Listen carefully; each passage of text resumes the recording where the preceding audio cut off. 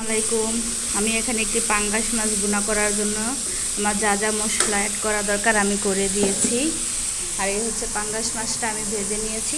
তো এখানে পেঁয়াজ বাটা, আদা, রসুন, জিরা বাটা সবই আমি দিয়ে দিয়েছি। আমি পরিমাণ মতো লবণ, পরিমাণ মতো হলুদের গুঁড়া, মরিচের গুঁড়া অ্যাড করে নিব। বন্ধুরা, তোমরা যারা আমার ভিডিওগুলো প্রতিদিন দেখো, নিয়মিত দেখো, সবাইকে ধন্যবাদ। সবাই আমার চ্যানেলটি সাবস্ক্রাইব করবে আর ফেসবুকটি ফলো করবে আর ভিডিওতে লাইক কমেন্ট শেয়ার করে দিবে। তো মশলাটা আমার কষানো হয়ে গিয়েছে, এখন আমি মাছটা দিয়ে দিব। মাছটা একটু ভালোভাবে কষিয়ে নিব। মাছটা একটু মশলার সাথে আমি কষিয়ে নিলাম। এখন আমি পরিমাণ মতো ঝোল দিয়ে দিব।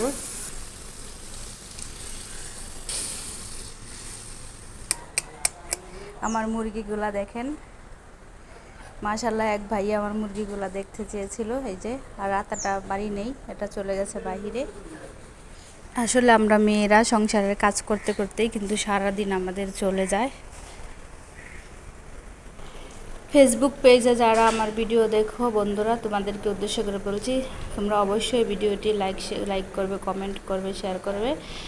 তো ইদানিং আমার কিন্তু অনেক ফলোয়ার ভাই বোনেরা যারা আছেন, বন্ধু বান্ধবরা, সবাই কিন্তু আমার অনেক সাপোর্টটা একটু কমে গেছে। প্লিজ আমাকে সাপোর্ট করবেন। আর আমার তরকারিটি প্রায় হয়ে গিয়েছে, আর একটু সময় বাকি আছে। তারপরে আমি ঘরের কাজ কাম করে এগুলো গুছিয়ে নিব, ময়লা টয়লাগুলো যা আছে সব পরিষ্কার করে নিব। তো মুরগি অলরেডি আমার পিছনে পিছনে চলে এসেছে, ভাবছে ওর জন্য কোনো খাবার রেডি করে রেখেছি আমি।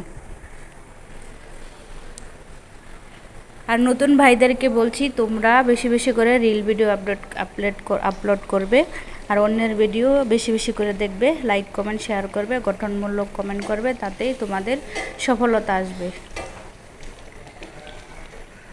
আমিও ইনশাআল্লাহ তোমাদের সাপোর্টিংয়ে আল্লাহর রহমতে অনেকটা এগিয়ে আছি।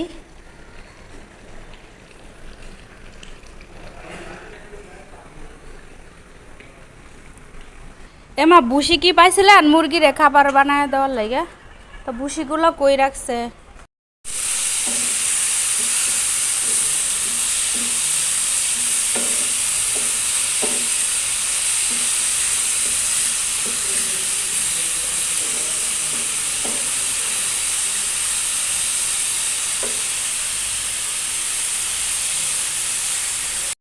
তো বন্ধুরা, আমার তরকারিটা হয়ে গিয়েছে, এখন আমি তরকারিটা নামিয়ে নেব। সবাই ভালো থাকবেন, সুস্থ থাকবেন। ভিডিওটি ভালো লাগলে প্লিজ লাইক কমেন্ট শেয়ার করে দিবেন।